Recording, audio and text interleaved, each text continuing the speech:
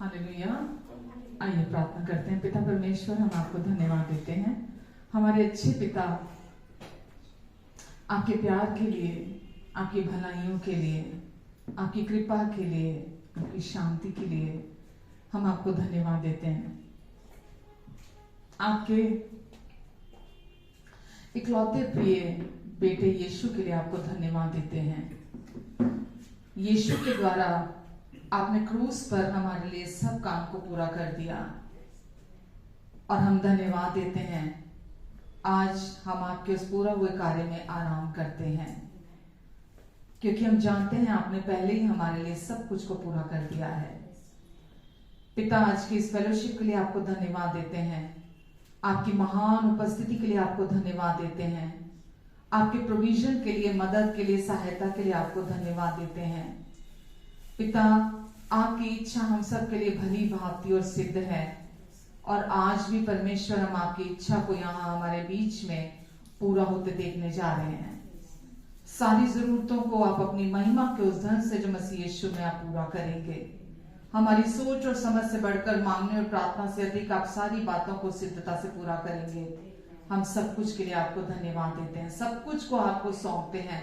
Camera के इस तरफ, कैमरा के उस तरफ जितने भी लोग मेरी आवाज को सुन रहे हैं, परमेश्वर इनको और इनके अपनों को, प्रियजनों को आप आशीष दें। परमेश्वर अपना अनुग्रहकारी हाथ आप इन सब पर बनाकर रखेंगे, और इन सब की जो भी जरूरत है आज की, आप जानते हैं। इनके बताने से पहले ही आप जानते हैं, और जब ये आपकी ओर ताक रहे हैं परमेश्वर, तो आप इनकी सारी जरूरतों की आपूर्ति कर रहे हैं। हम इसके लिए भी आपको धन्यवाद देते हैं। इसीलिए आप कहते हैं, तू किसी भी बात की चिंता ना कर, क्योंकि मुझे तेरा ध्यान है। धन्यवाद देते हैं परमेश्वर, हम आपको धन्यवाद सब कुछ के लिए आपकी ओर देखते हैं। आज तक, अभी तक आपने संभाला है और सब कुछ को हमारे जीवन में सिद्धता से पूरा किया है। प्रभु, अभी भी आप वही हमारे लिए प्रभु हैं, और वही सामर्थी शक्तिशाली प्रभु हैं, और आज भी आप वही करने जा रहे हैं। आमेन, आमेन, आमेन, हालेलुया। जीवन मिलया आशीष ठहरी, ठहरी बरकत आई, आई है खुदा।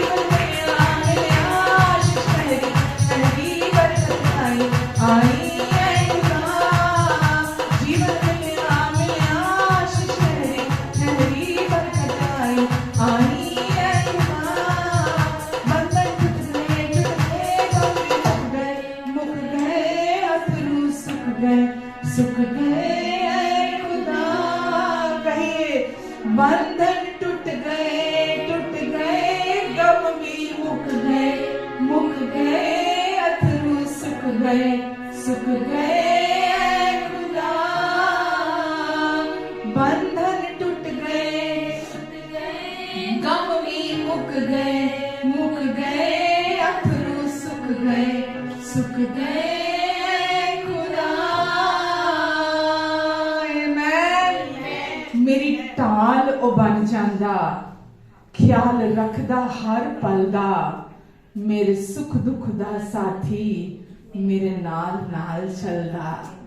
ना मैं थकना ना मैं अकना, करा मैं महिमा ऐ खुदा। जीवन मिलिया आशीष ठहरी बरकत आई है खुदा। आमेन, हालेलुया। प्रभु यीशु मसीह, हम आपको धन्यवाद देते हैं क्योंकि यीशु में ही जीवन है, यीशु ही जीवन है। जब वो जीवन अंदर आ जाता है, आशीषें ठहर जाती हैं। जब वो जीवन अंदर आ जाता है, बरकतें ठहर जाती हैं, उमड़ने लगती हैं। यीशु, हम आपको धन्यवाद देते हैं हमारी संभाल करने के लिए, हमारा ध्यान रखने के लिए, सुख दुख में हर क्षण हमारे साथ रहने के लिए, हमें कभी नहीं छोड़ने के लिए, कभी ना त्यागने के लिए, अपने प्यार में हमें हमेशा बनाकर रखने के लिए हम यीशु आपको दिल से धन्यवाद देते हैं। Hallelujah, hallelujah. धन्यवाद देते हैं यीशु, धन्यवाद देते हैं प्रभु आपके प्यार के लिए, आपकी महिमा करते हैं। आमेन, हालेलुया। ਅਸੀਂ ਰੱਬ ਦੇ ਬੰਦੇ ਹਾਂ ਤੇ ਰੱਬ ਸਾਨੂੰ ਪਿਆਰ ਕਰਦਾ ਹੈ। ਅਸੀਂ ਰੱਬ ਦੇ ਬੰਦੇ ਹਾਂ ਤੇ ਰੱਬ ਸਾਨੂੰ ਪਿਆਰ ਕਰਦਾ ਹੈ। ਅਸੀਂ ਰੁਲਦੇ ਫਿਰਦੇ ਸਾਂ, ਅਸੀਂ ਰੁਲਦੇ ਫਿਰਦੇ ਸਾਂ ਕਿ ਹੁਣ ਸਾਨੂੰ ਯੀਸ਼ੂ ਮਿਲਿਆ ਹੈ।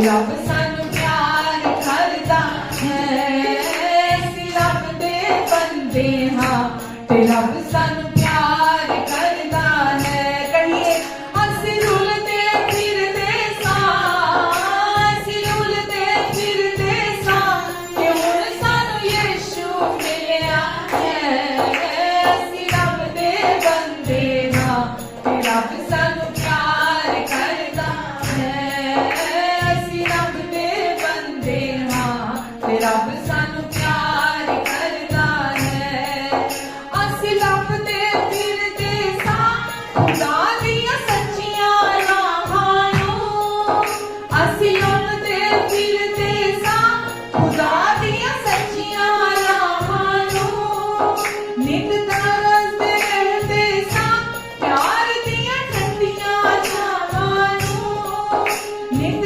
तरसदे रहदे सां प्यार दियां ठंडियां छावां नूं प्यार दियां ठंडियां छावां नूं सानू सच्ची जिंदगी दा यीशु ने रस्ता दिता है सानू सच्ची जिंदगी दा यीशु ने रस्ता दिता है असी रुलदे फिरदे सां असी रुलदे फिरदे सां कि हुण सानू यीशु मिलिया है असी रब दे बंदे हाँ ते रब सानू प्यार करदा है असी रब दे बंदे हाँ ते रब सानू प्यार करदा है जिन्हां नूं माफी मिल गई है उन्हां दे पार जागे ने जिन्हां नूं माफी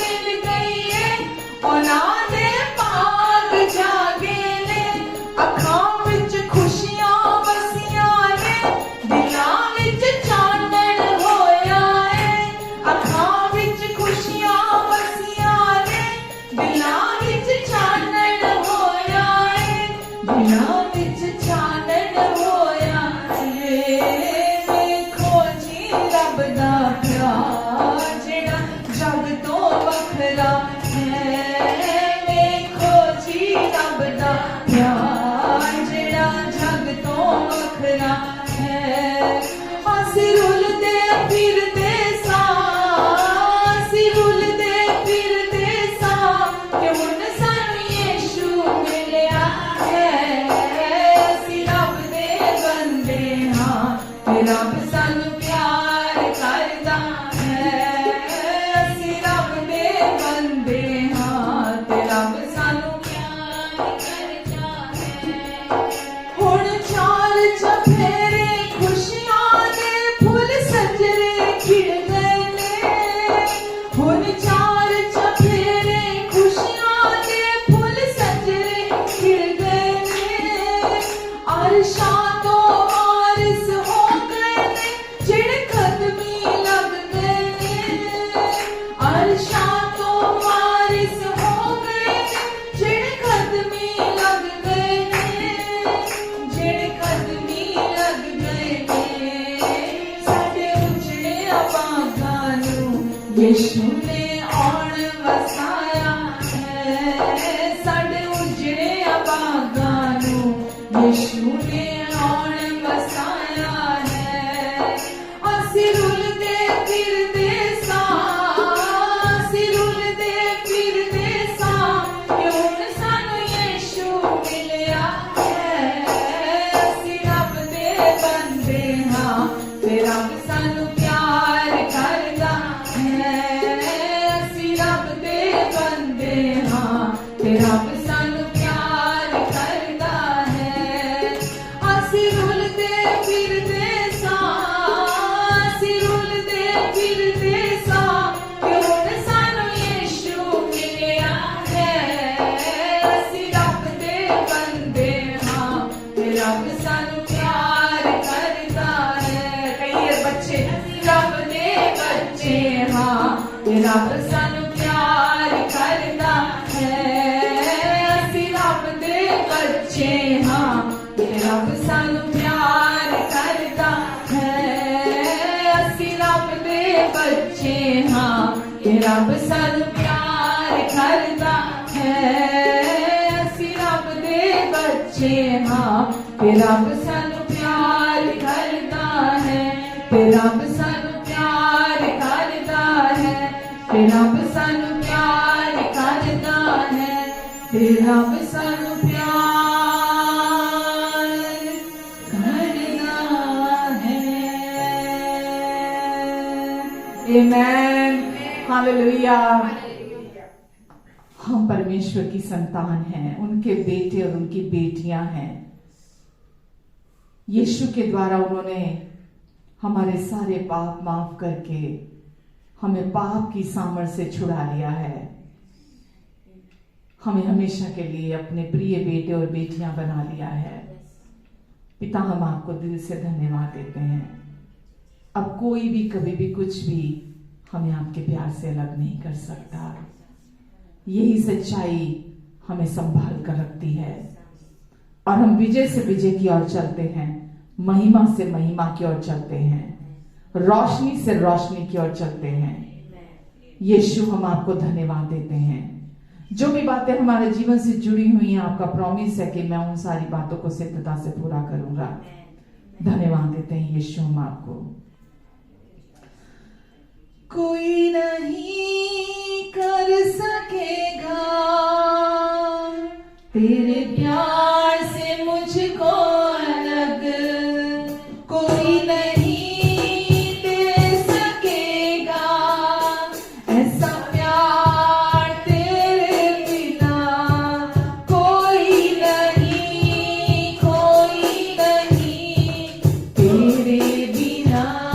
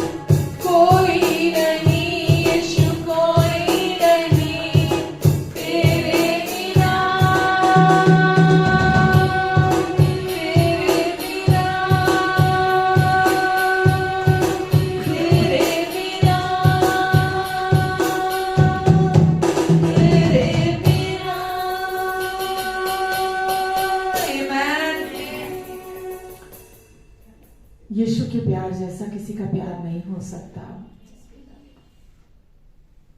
मनुष्य का प्यार बदलने वाला प्यार है, लेकिन यीशु का प्यार कभी फेल नहीं होता। यीशु का प्यार हमेशा एक जैसा बना रहता है। इसलिए हम सिर्फ यीशु के प्यार की ओर ताकते हैं, क्योंकि यीशु के प्यार से ही हमारी सारी जरूरतें पूरी होती हैं। मानसिक, भावनात्मक, शारीरिक, सांसारिक जो भी जरूरतें हैं हमारी सब यीशु के प्यार से पूरी होती हैं, और हम सिर्फ यीशु के प्यार की ओर ताकते हैं। धन्यवाद यीशु आपके प्यार के लिए।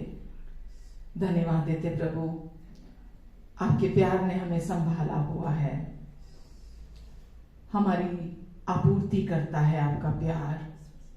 हम जानते हैं ये संसार हमारी जरूरतें पूरी नहीं कर सकता। इस संसार के लोग, रिश्ते हमारी जरूरतें पूरी नहीं कर सकते। इस संसार की मटेरियलिस्टिक चीजें हमारी जरूरतें पूरी नहीं कर सकती। जो भीतर हमारी जरूरत है, भीतर का जीवन है, वो केवल यीशु आपसे मिलता है। आपके प्रेम में जीवन है। आपका प्रेम सब कुछ को पूरा करने की सामर्थ्य रखता है। धन्यवाद देते हैं यीशु, धन्यवाद देते हैं प्रभु। धन्यवाद यीशु, अपने जीवन को प्रभु आपको समर्पित करते हैं। यीशु, आप हम में से अपना मार्ग लें हमेशा प्रभु। आपकी इच्छा हम में से हमेशा पूरी हो यीशु। यीशु, हम पूरे दिल से आप पर भरोसा करते हैं। हमारा जीवन आपकी सच्चाई पर आधारित है। धन्यवाद यीशु, धन्यवाद देते हैं प्रभु। प्रभु जी, आगे के समय के लिए भी आपको धन्यवाद देते हैं। जितने लोग यहाँ हैं प्रभु, इन सब के मन की आंखें खुल जाएं। इन सब को अपने समझ, बुद्धि, ज्ञान और प्रकाश का आत्मा अपनी पहचान में दीजिए। सच्चाई आजादी देती है, केवल वो सच्चाई जो यीशु में है।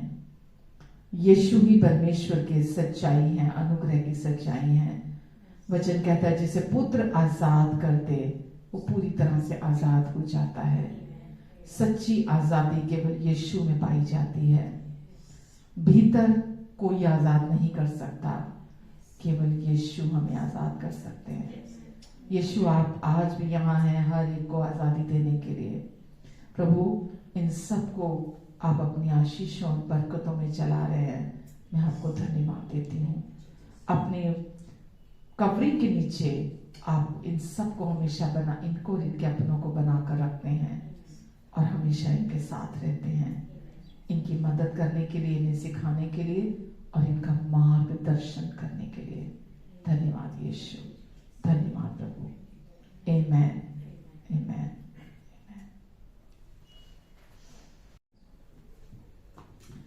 तो वचन में चलें। तो आज परमेश्वर आपसे बहुत प्यार करते हैं, इसीलिए वो टाइमली वर्ड भेजते हैं आपके लिए, वचन भेजते हैं आपके लिए, ये आपको पता है। तो परमेश्वर ने मुझे आपको ये बताने के लिए मुझे कहा कि मैं आपको बोलूं कि जिंदगी को, जीवन को जीने का सबसे शानदार तरीका क्या है। रोमियो 2:8-28 में लिखा है कि परमेश्वर के लोगों के लिए सब बातें मिलकर, तो जीवन को जीने का किसी भी व्यक्ति के लिए, जो भी विश्वासी हैं, चाहे वो 1 दिन का है, चाहे वो 1 साल का है, चाहे वो 10 साल का है, चाहे वो 20 साल का है, हर एक विश्वासी के लिए परमेश्वर क्या बोल रहे हैं कि जो लोग परमेश्वर से प्रेम रखते हैं, हम सब जानते हैं पहले परमेश्वर ने हमसे प्रेम किया, इसीलिए आज हम भी प्रेम करते हैं। ठीक है, क्योंकि परमेश्वर के प्रेम से हम परमेश्वर को प्रेम करते हैं। उन्होंने अपना प्रेम हमारे हृदय में डाला है, तो आज हम भी प्रेम करते हैं। प्रेम करते हैं तभी हम यहाँ हैं। आमेन, तभी हम यहाँ हैं। हमारी पहली प्राथमिकता परमेश्वर का वचन है। तो जो लोग परमेश्वर से प्रेम करते हैं, उनके रखते हैं, उनके लिए सारी बातें मिलकर भलाई को उत्पन्न करती हैं। तो आपका सामना चाहे किसी भी चीज से क्यों ना हो, कोई भी चैलेंज, कोई भी परीक्षा, कोई भी चीज आपके जीवन में क्यों ना आए, आपको ये पता होना चाहिए कि सब बातें मिलकर मेरे लिए भलाई को उत्पन्न करेंगी। नेगेटिव हो पॉजिटिव हो, नेगेटिव हो पॉजिटिव हो, कुछ भी हो, जब मैं कह रही हूं कोई भी चुनौती सामने हो या परीक्षा हो तो वो पॉजिटिव तो नहीं कहा जा सकता ना उसको, हमें उस समय तो वो नेगेटिव ही दिखती है ना। तो कुछ भी सिचुएशन हो, अगर आपको समझ में नहीं भी आ रहा तो जीवन जीने का सबसे शानदार तरीका क्या है, इस सच्चाई में स्थिर खड़े रहना और विश्वास करना कि जो मैं आज ये देख रहा हूं, जो मैं आज देख रही हूं, मैं ये जानता हूं, मुझे उसका नहीं पता पर मैं ये जानता हूं सब बातें मिलकर मेरे लिए भलाई ही को उत्पन्न करेंगी। आमेन। सब बातें मिलकर, चाहे कुछ भी है, मैं तो परमेश्वर की भलाई को ही देखूंगा, मैं परमेश्वर की भलाई को देखूंगी। परमेश्वर आज हमारे अंदर है, परमेश्वर आज हमारे साथ है, वो आज हमारी ओर है। हाँ, हम उनके साथ हमेशा के लिए एक आत्मा होकर जुड़ चुके हैं। ये छोटी बात है नहीं, हम उनके साथ एक आत्मा होकर जुड़ चुके हैं। यीशु के पास, आपको पता है, महिमामयी देह है आज यीशु के पास, ग्लोरीफाइड बॉडी है यीशु के पास, और यीशु हमारे अंदर, हमारी आत्मा में आकर रहने लगे हैं। और हमारी आत्मा जो है वो यीशु की आत्मा के अंदर रह रही है। तो हम पूरी तरह से उनके साथ एक हो चुके हैं, हमारी आत्मा उनके साथ जुड़ चुकी है, हम अंदर से पूरी तरह से परमेश्वर के समान बना दिए गए हैं, हमारे भीतर से हूबहू उनकी तरह हैं हम। इसीलिए हम जानते हैं कि आज हम एक सांसारिक या शारीरिक व्यक्ति ही नहीं है, आज हम एक आत्मिक जन है, क्योंकि अब परमेश्वर हमारे साथ है, हम उनके शटर के नीचे हैं, है ना, उनकी कवरिंग के नीचे हैं। इसीलिए सब बातें मिलकर हमारे लिए भलाई को ही उत्पन्न करेंगे। आमेन, आमेन। और अपने लिए हमें क्या, हर दिन जब हम सुबह उठते हैं हमें नेगेटिव चीजें दिखाई देती हैं, है ना, तो उस समय बच्चों की लाइफ में दिखाई देती हैं, अपनी मैरिड लाइफ में दिखाई देती हैं, अपनी फाइनेंशियल जो जरूरतें हैं वहां दिखाई देती हैं, बहुत सारी चीजें, कोई और समस्याएं भी होती हैं। तो चाहे आपके बच्चों की जिंदगी हो, चाहे आपकी मैरिड लाइफ हो, चाहे कोई और भी क्षेत्र हो, आपको उस समय अपने भीतर क्या आशा रखनी है, क्या आशा रखनी है कि सब बातें मिलकर मेरे लिए भलाई को ही उत्पन्न करेंगी। कुछ भी हो जाए, एंड तो भलाई ही है। पर परमेश्वर का वचन कहता है सदा करुणा और भलाई तेरा पीछा करेगी, सदा, सदैव, सुबह दोपहर शाम रात, हर दिन, हर हफ्ते, हर महीने, हर साल, हमेशा करुणा और भलाई तेरा पीछा करेगी। तो आपको हमेशा अब अपने अंदर ये चीज को, ये सच्चाई को पकड़ कर रखना है। जब कुछ समझ में नहीं आ रहा तो उस समय खड़े होइए, कहिए कि मुझे इस समय कुछ समझ में नहीं आ रहा, पर मैं ये जानती हूं सब बातें मिलकर मेरे लिए भलाई को उत्पन्न करेंगी। ये जब तक आप खड़े नहीं होते, आप नहीं समझते, आप नहीं मुंह खोलते, चीजें आपके अनुकूल नहीं होती हैं। ठीक है, तो चीजें कब बदलनी शुरू होती हैं, जब आप खड़े होते हैं, आप बोलते हैं। अगर आप चीजों को देखकर, खड़े होकर आप चिंता करते रहते हैं, आप सोचते रहते हैं, आप उनको लेकर परेशान होते रहते हैं, वो मल्टीप्लाई होती हैं, वो बहुगुणित होती हैं, वो कम नहीं होती हैं। लेकिन जब आप स्टैंड लेते हैं, आप बोलते हैं कि सब बातें मिलकर मेरे लिए भलाई को उत्पन्न करेंगी, तो आप चीजों को बदलते हुए देखेंगे। आमेन। क्यों हम इतने दावे के साथ ही कह सकते हैं? क्योंकि प्रभु यीशु मसीह ने कुछ भी अधूरा नहीं छोड़ा, सब कुछ को पूरा किया। बाइबल हमें बताती है कि यीशु हमसे इतना प्यार करते हैं कि वो तब तक क्रूस पर लटके रहे। यीशु, हमें पता उनके हाथों और पैरों पर कीलें थी, काट पर ठोका गया था, और बाइबल कहती है जो काट पर लटकाया जाता है वो श्रापित माना जाता है। तो यीशु तब तक क्रूस पर लटके रहे, उन्होंने अपने प्राण नहीं दिए जब तक आपके और मेरे संपूर्ण पापों के साथ निपटा नहीं गया, जब तक वो काम पूरा नहीं हो गया। यीशु क्रूस पर आपके लिए और मेरे लिए लटके रहे। क्यों लटके रहे? क्योंकि वो आपसे और मुझसे प्यार करते हैं। हम आज दावा करते हैं कि मैं आपको प्यार करता हूं, मैं तुम्हें प्यार करता हूं, मैं इसको प्यार करता हूं, हम उनके लिए क्या बलिदान करते हैं? हम करते हैं क्या कुछ? हमारी एक हद होती है, हम करते हैं और उसके बाद हमारी हद खत्म हो जाती है। लेकिन वचन हमें क्या बताता है? यीशु क्रूस पर तब तक लटके रहे क्योंकि वो हमें बहुत प्यार करते हैं, जब तक उन्होंने सब काम हमारे लिए पूरा नहीं कर दिया। हमारे एक एक पाप से जब तक नहीं निपट लिया, हमें पूरी तरह से छुड़ा नहीं लिया, पाप से अलग नहीं कर दिया, तब तक यीशु ने अपने प्राण नहीं त्यागे। आमेन। क्योंकि सिद्ध प्यार कभी फेल नहीं होता। अगर हम किसी को ये कहते कि मैं तुझे प्यार करता हूं, मैं तुझे प्यार करती हूं, मैं तुझे प्यार करता हूं, और हम दावा करते हैं प्यार का, तो वो प्यार कभी फेल नहीं होता। आमेन। और मैं ये समझती हूँ परमेश्वर का सिद्ध प्रेम ही है जो कभी फेल नहीं होता। आमेन। हालेलुया। तो क्रूस से पहले हमें पता है कि अय्यूब की अगर आप पुस्तक पढ़ेंगे, अय्यूब 1 और 2 में लिखा है कि शैतान परमेश्वर के सिंहासन तक पहुंच जाता था मनुष्य को दोष लगाने के लिए, मनुष्य पर दोष लगाने के लिए। उसकी एक्सेस, उसकी पहुंच परमेश्वर के सिंहासन तक थी। लेकिन अगर अभी हम देखते हैं क्रूस के बाद यीशु जो हमारे उद्धार करता है, वो हमारे लिए सिंहासन पर खड़े हैं, हमें प्रोटेक्ट करने के लिए, हमें डिफेंड करने के लिए, हमें डिफेंड करने के लिए खड़े हैं। अब शैतान की वहां एक्सेस नहीं है, शैतान परमेश्वर के सिंहासन के सामने नहीं पहुंच सकता। ठीक है। तो अभी यीशु हमारे महायाजक हमारे लिए हमेशा हमें डिफेंड करने के लिए, हमारे लिए विनती करने के लिए, हमारे लिए प्रार्थना करने के लिए हर समय वहां खड़े हैं। हम कभी अगर प्रार्थना करना कभी भूल भी जाते हैं, हम प्रार्थना नहीं भी कभी करते हैं, तो याद रखिए, ये विश्वास कीजिए कि यीशु आप मेरे लिए हर समय प्रार्थना कर रहे हैं। मैं जिस भी परिस्थिति में हूं, सिचुएशन में हूं, जिस भी चैलेंज से होकर गुजर कर जा रही हूं, यीशु आप मेरे डिफेंडर हैं, आप मेरे प्रोसिक्यूटर हैं, आप मेरे हक में बोलने के लिए वहां खड़े हुए हैं। आमेन। अब कोई आपके अगेंस्ट वहां नहीं है, ना पिता, ना पुत्र, ना पवित्र आत्मा, वो सब आपके फेवर में है।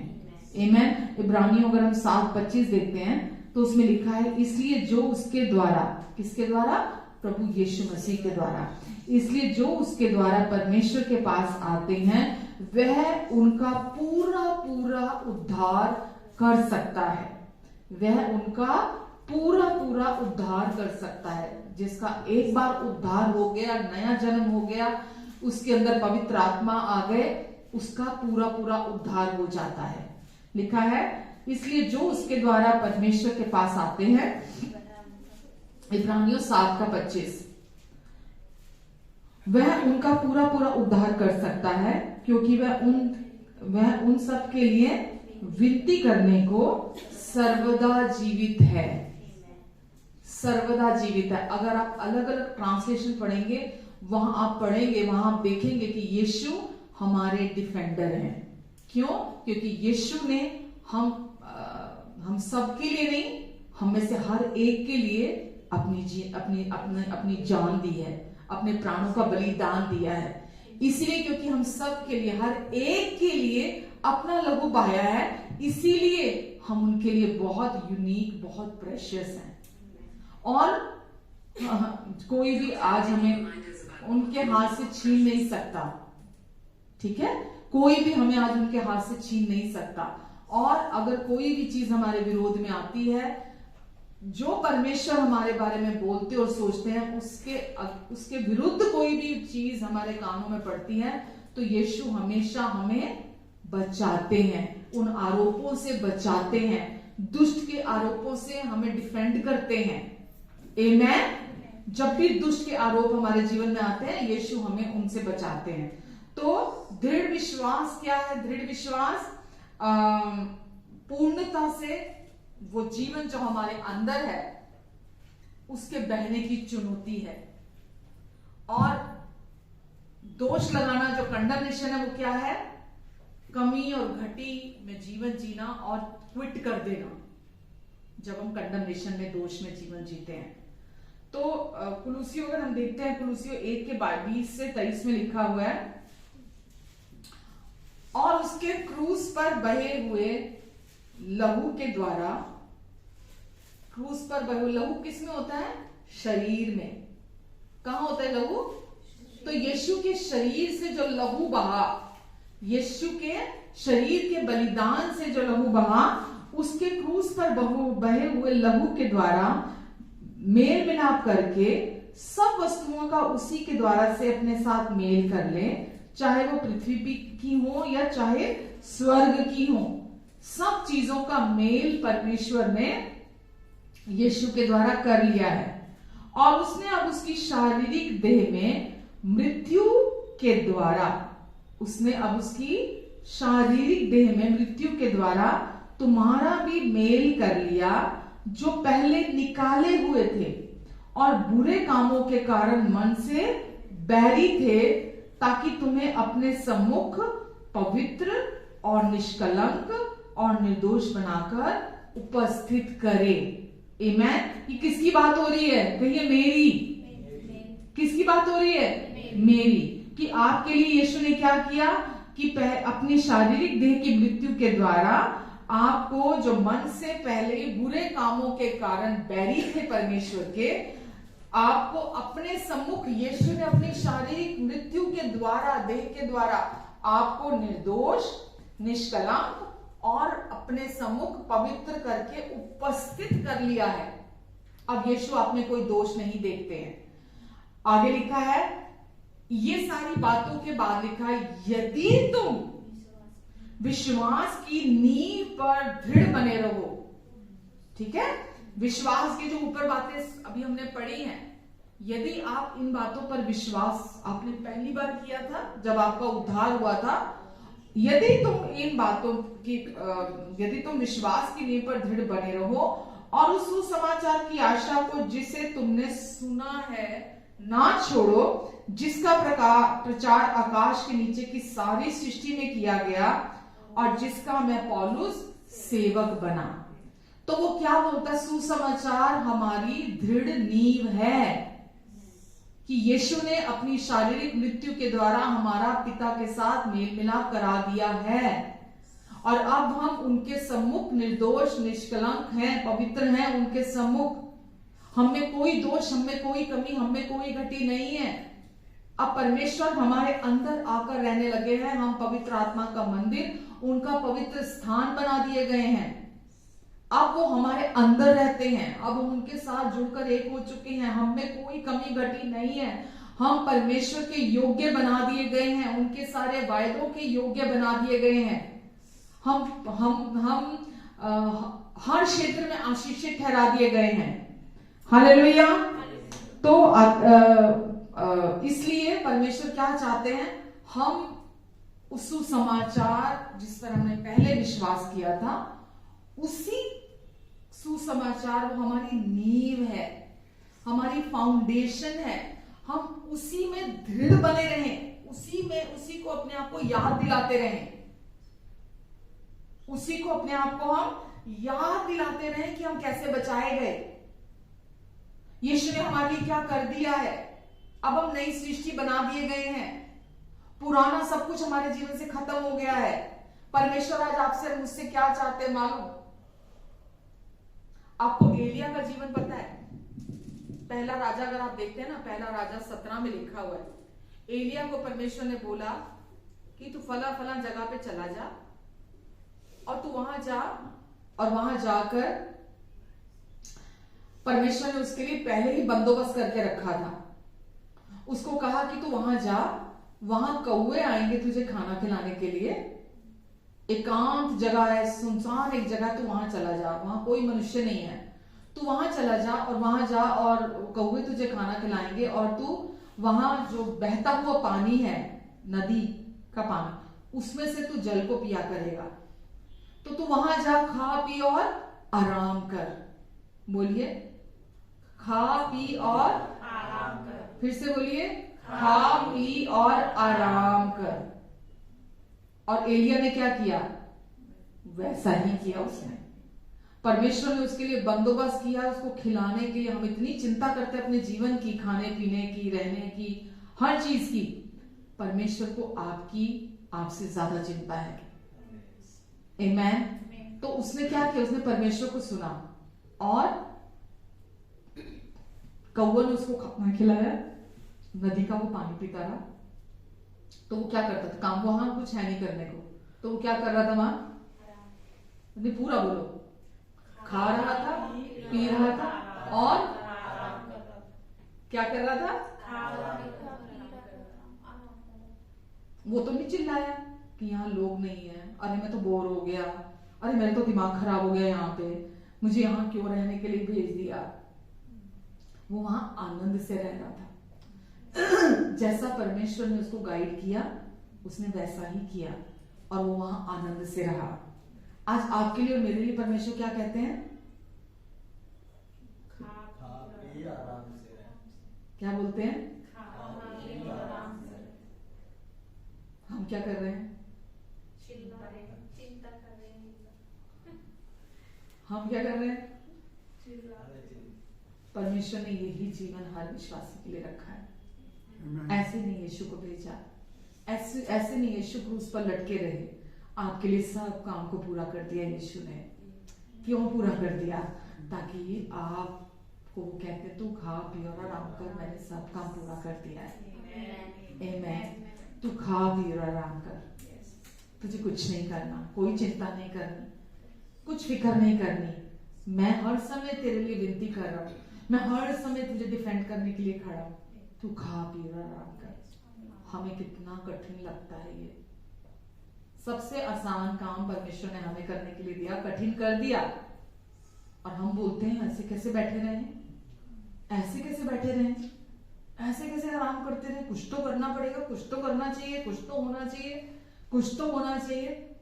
बट वास्तव में ये जीवन परमेश्वर ने हमारे लिए दिया है, क्योंकि जब हम आराम की स्थिति में होते हैं, परमेश्वर हमें आगे बताते हैं हमें आगे क्या करना है। जब तक हम आराम की स्थिति में नहीं होते, परमेश्वर हमें बता रहे होते हैं, लेकिन हम सुनने की हालत में नहीं होते। तो परमेश्वर क्या चाहते हैं? अंदर से रेस्ट का जीवन, अंदर से आराम का जीवन हम जिए। पता नहीं ये बात आपको कितनी ब्लेस कर रही है, लेकिन जब परमेश्वर ने मुझे ये बात बोली, आई वाज लाइक, सच में परमेश्वर, सच में आपने ऐसा ही जीवन दिया है। आप कहते हैं जबकि किसी बात की चिंता ना कर, बस मेरे निर्देश का पालन कर, जो मैं कहता हूं बस वो कर। अभी क्या निर्देश दे रहे हैं परमेश्वर? हम इस निर्देश का पालन नहीं करते तो अगला निर्देश कैसे पालन करेंगे? हम अगला कैसे सुनेंगे? हालेलुया। तो आज यीशु में परमेश्वर की हमारे लिए क्या इच्छा है कि हम बिल्कुल वैसे किसी बात की चिंता ना करें, और हम ये याद रखें कि हम यीशु के लहू से छुड़ा लिए गए हैं, आजाद कर दिए गए हैं। और अब परमेश्वर कहते हैं कि जो भी बातें तेरे जीवन से जुड़ी हुई हैं, मैं उन सब बातों को सिद्धता से पूरा करूंगा। जब परमेश्वर बोलते खा पी और आराम कर का क्या मतलब है? कि जीवन का आनंद उठाओ। आज दुनिया में मैक्सिमम लोग भाग रहे हैं, भाग रहे हैं, भाग रहे हैं, भाग रहे हैं। वो इस पल में नहीं जी रहे, वो आगे आगे के पलों में जी रहे हैं। जो वो जीवन चाहते हैं, वो जो जीवन सोच रहे हैं कि वो जीवन मुझे चाहिए, वो जीवन मेरा होना चाहिए, वो जो अभी पता नहीं, उसकी कोई गारंटी नहीं है उस जीवन की, वो उन पलों में जी रहे हैं। जबकि परमेश्वर क्या बोल रहे हैं कि हम आज अंदर भीतर अपने रेस्ट में रहें और हम आनंद का जीवन जिए, आनंद का जीवन जिए, शांति का जीवन जिए अपने भीतर से। आमेन। और ये जीवन प्रभु यीशु मसीह में है। लोग आज भी बंधनों में फंसे हुए हैं, आज भी उनकी समझ पर पर्दा पड़ा हुआ है।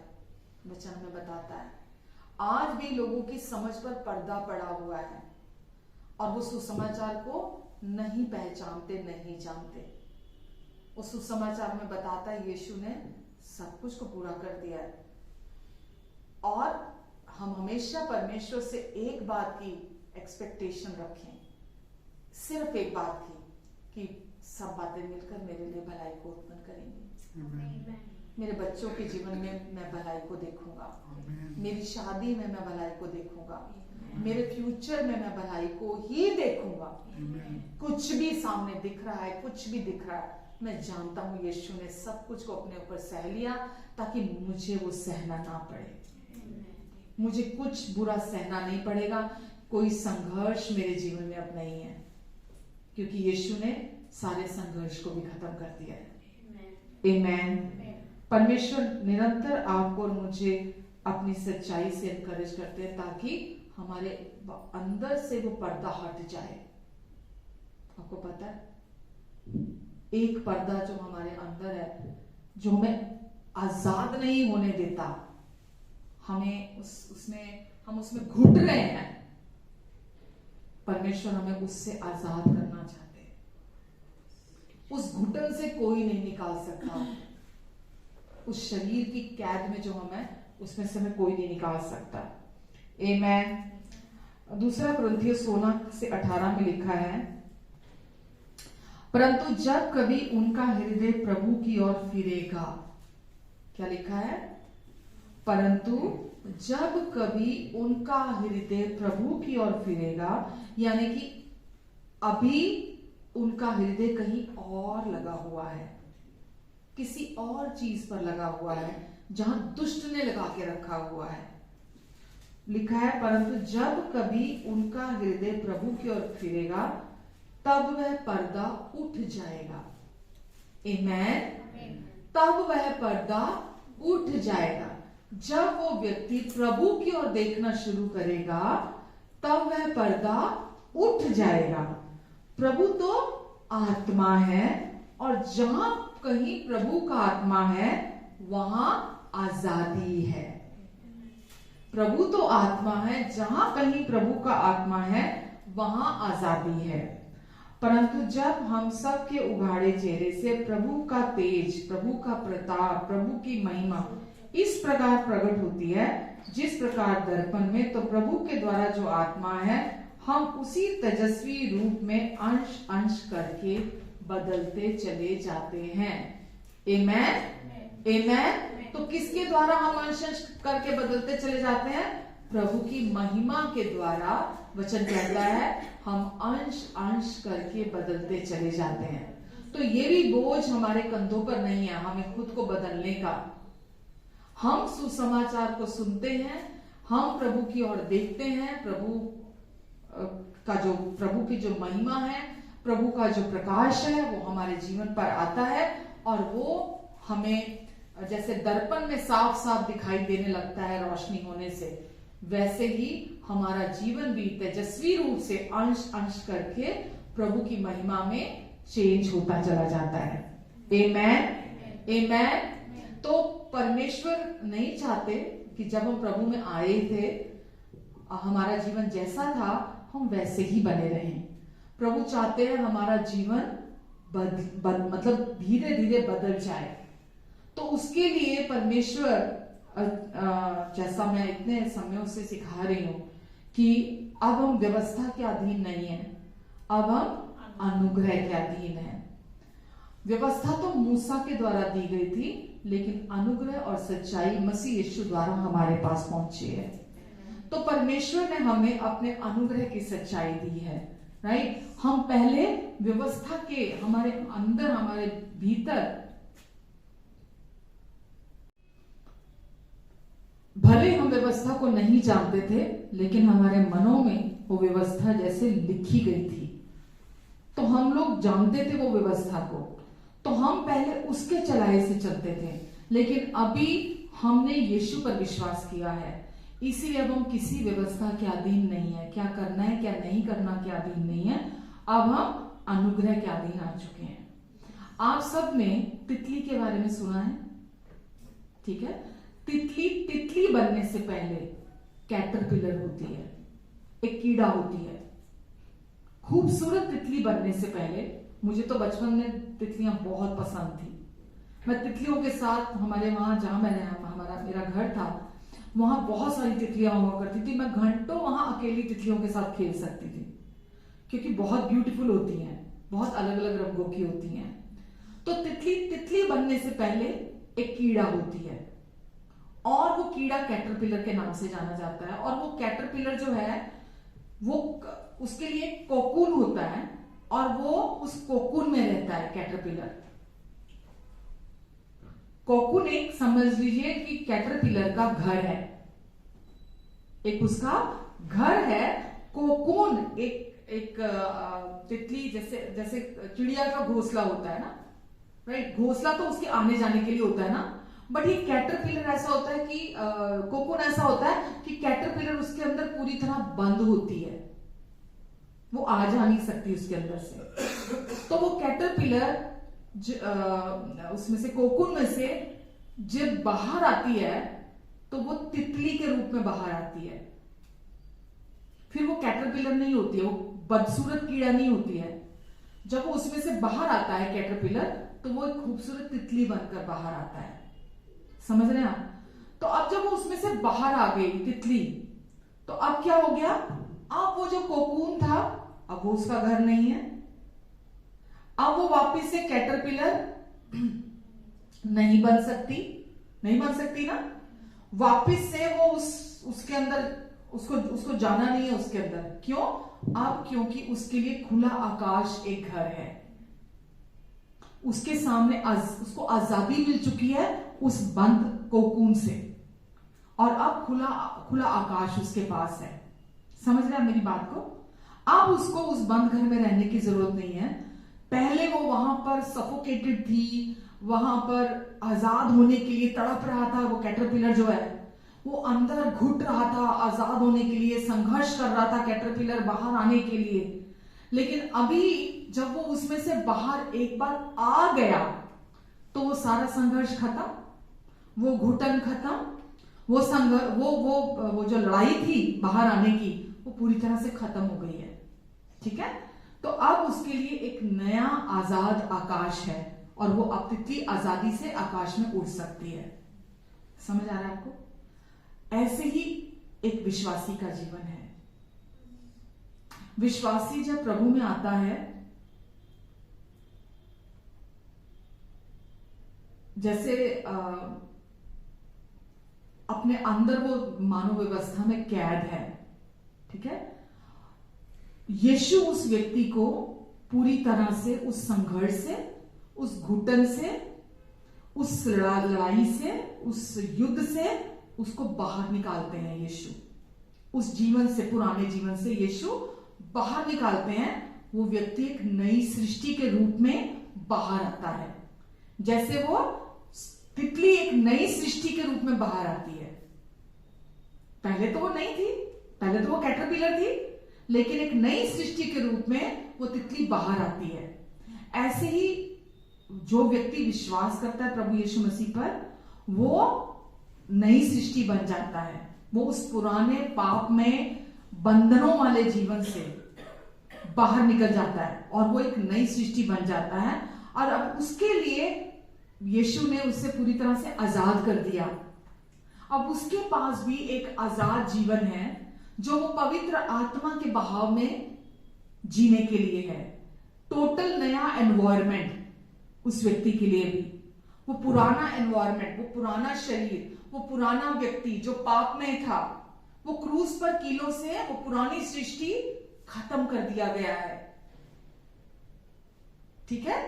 व्यवस्था से छुड़ाकर आजाद कर दिया गया है। आप समझ रहे हैं? व्यवस्था से छुड़ाकर उस पुराने एनवायरमेंट से, उस पुराने स्थान से, उस पुरानी जगह से, उस पुराने घर से बाहर निकाल कर ले आया गया है। और अब वो नई सृष्टि है। अब वो पवित्र आत्मा से भर दिया गया है। अब वो वापस वहां जाने के लिए नहीं है।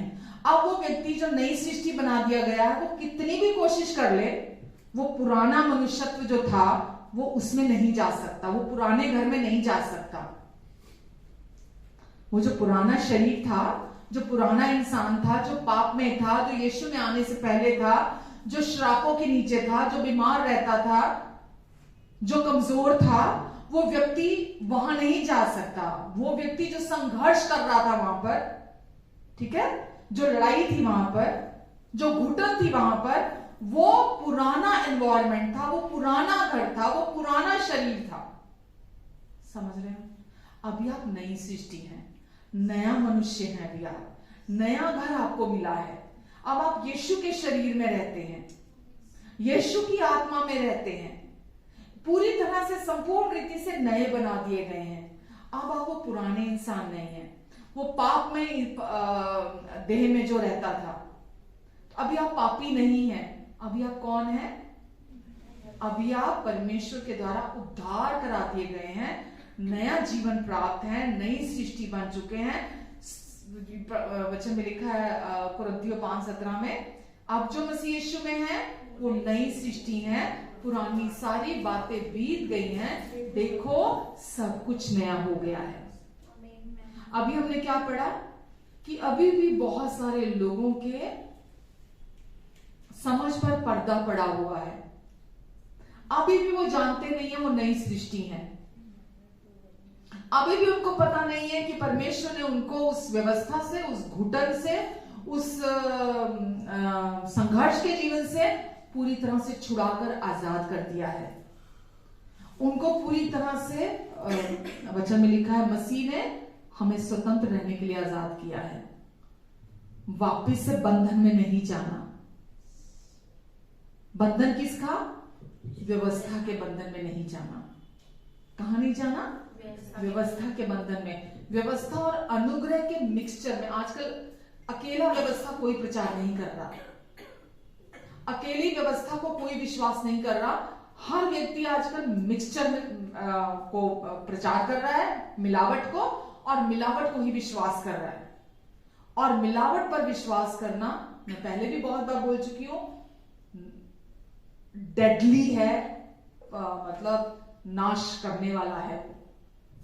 तो परमेश्वर आपके और मेरे जीवन से चाहते हैं कि क्योंकि अब हम नई सृष्टि बन चुके हैं, पुराने उस इंसान को हमने त्याग दिया है क्रूस पर। वचन में लिखा है उस पुराने मनुष्यत्व को क्रूस पर कीलों से जड़ दिया गया है, उससे डील कर लिया गया है। वो व्यवस्था के लिए मर चुका है और अब आत्मा के द्वारा जीवन जीने के लिए आजाद कर दिया गया है, ताकि पवित्र आत्मा के बहाव में बहे। अब मसीह यीशु में वो नई रचना है। तो तिथियों का एकमात्र संघर्ष क्या है? कोकुन से बाहर आना, ठीक है। और जब उनको कोकुन से आजाद कर दिया जाता है तो उनके लिए पूरा संघर्ष खत्म, पूरा संघर्ष खत्म। और विश्वासियों के साथ क्या है? एक बार उस कोकुन को छोड़ दिया, उस छटपटाहट में से बाहर आ गया, तो वो कोकुन जिसकी मैं अभी बात कर रही हूं, क्या है? व्यवस्था। हमको उसमें वापस नहीं जाना, उस छटपटाहट में वापस नहीं जाना। हम ऐसे तो नहीं जा सकते अभी, पर हम अपनी सोचों में हर वक्त जाते हैं, पता भी नहीं होता कि हम कब उस मिलावट में वापस घुस जाते हैं। आप नई सृष्टि से पुरानी सृष्टि कभी नहीं बन सकते। आप नई बन चुके हो। जिस दिन आपका नया जन्म हुआ, आपने पवित्र आत्मा को पा लिया, विश्वास किया, आप नई सृष्टि बन चुके हो। लेकिन अपने विचारों में आप वापिस बार बार वहां चले जाते हो। उस जब आप अनुग्रह और व्यवस्था का मिक्सचर विश्वास करने लगते हो। इसीलिए हमको ये मालूम होना चाहिए कि पवित्र आत्मा हमारे साथ बहुत धीरज रखे हुआ है। वो हमेशा हमारे साथ धीरज रखे, वो चाहते हैं हम प्रेम में, आनंद में, शांति में बने रहें उनके साथ, जो कि आत्मा का फल है। सेल्फ कंट्रोल आत्मा का फल है। और वो विश्वासियों को अपने प्रेम, आनंद और शांति से बदलना चाहते हैं। आमेन। परमेश्वर कैसे बदलना चाहते हैं? प्रेम, आनंद और शांति से आपको बदलना चाहते हैं, ना कि किसी व्यवस्था से, किसी व्यवस्था के द्वारा नहीं। आमेन। तो पवित्र आत्मा आत्मा को भी मुझे ये समझाने में बहुत साल लग गए कि व्यवस्था का क्या उद्देश्य है, व्यवस्था क्यों दी गई थी, व्यवस्था किसके लिए थी। मेरे को भी काफी टाइम लगा इसको समझने के लिए। तो अब यहां सवाल ये आता है, क्या व्यवस्था को खत्म कर दिया गया है? क्या व्यवस्था मर चुकी है? बहुत लोगों को तो यही नहीं पता। तो जवाब क्या है इसका? व्यवस्था आज भी काम कर रही है। व्यवस्था आज भी काम कर रही है और वो जिंदा है, मरी नहीं है व्यवस्था। ठीक है, व्यवस्था एक उद्देश्य की पूर्ति करने के लिए दी गई है और वो आज भी कर रही है। वचन हमें बताता है कि ताकि लोग अपने स्वयं के अंत में आ जाएं कि मुझसे नहीं हो सकता, इस उद्देश्य से दी गई है। जब तक कोई व्यक्ति अपने स्वयं के एफर्ट्स के अंत में नहीं आता ना, अपनी हार नहीं मान लेता कि नहीं, बिना परमेश्वर के मैं कुछ नहीं कर सकता, तब तक वो व्यवस्था और उसके मिक्सचर के पीछे वो बना रहता है, लगा रहता है, कोशिशें करता रहता है और बंधनों में पड़ा रहता है, वो आजाद नहीं होता। तो व्यवस्था किस उद्देश्य से दी गई थी? ताकि मनुष्य अपने स्वयं के अंत में आ जाए कि नहीं, मैं बिना परमेश्वर के कुछ नहीं कर सकता। यीशु ने कहा, मेरे बिना तुम कुछ नहीं कर सकते। इसका मतलब क्या है कि हम कुछ नहीं कर सकते।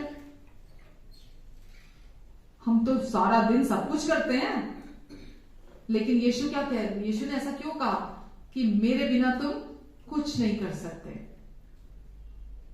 यानी कि तुम फ्रूटफुल नहीं हो सकते। तुम काम तो बहुत कर सकते हो, बट फ्रूटफुल नहीं हो सकते मेरे बिना, फलवंत नहीं हो सकते।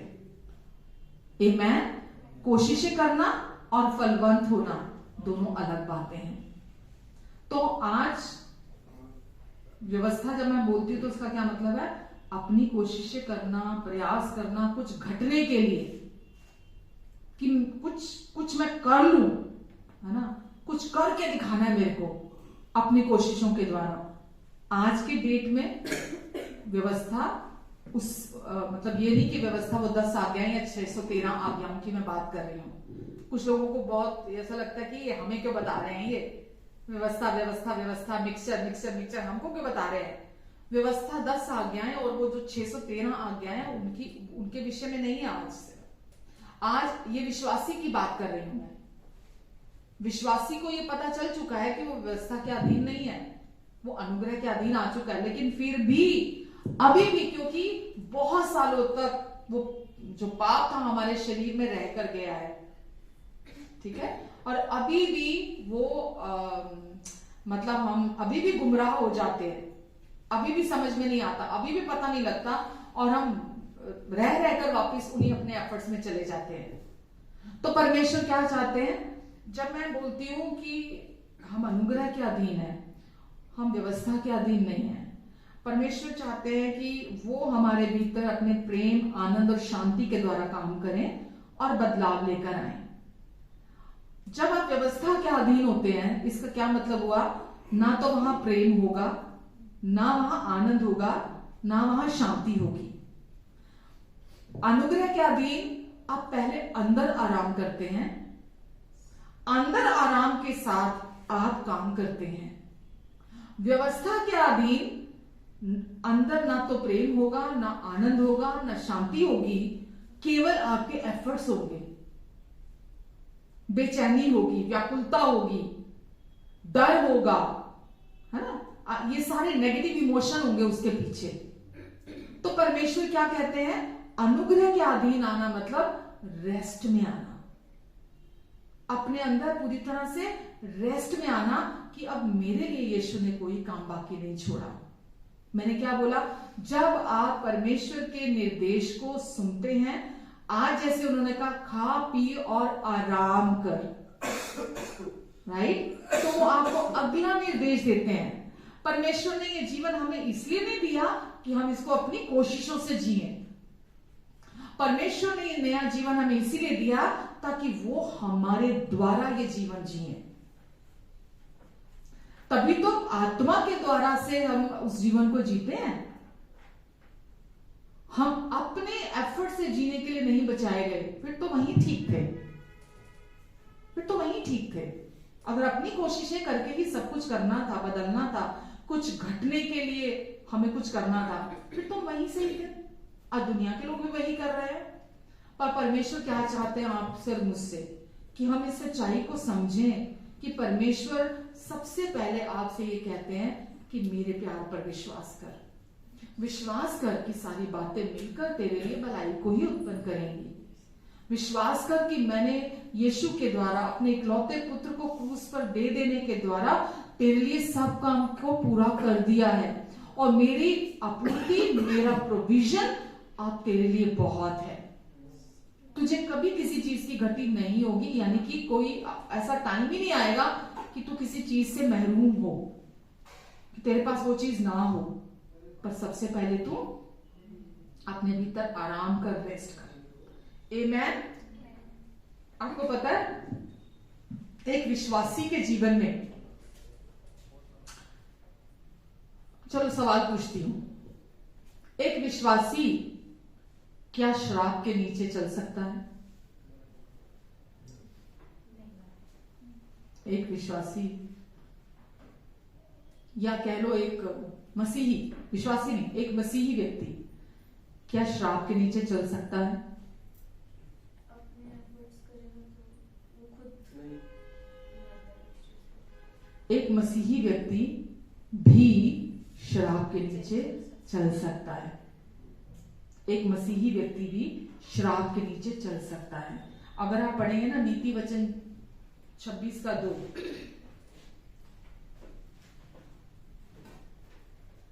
उसमें लिखा है, जैसे गौरैया मतलब चिड़िया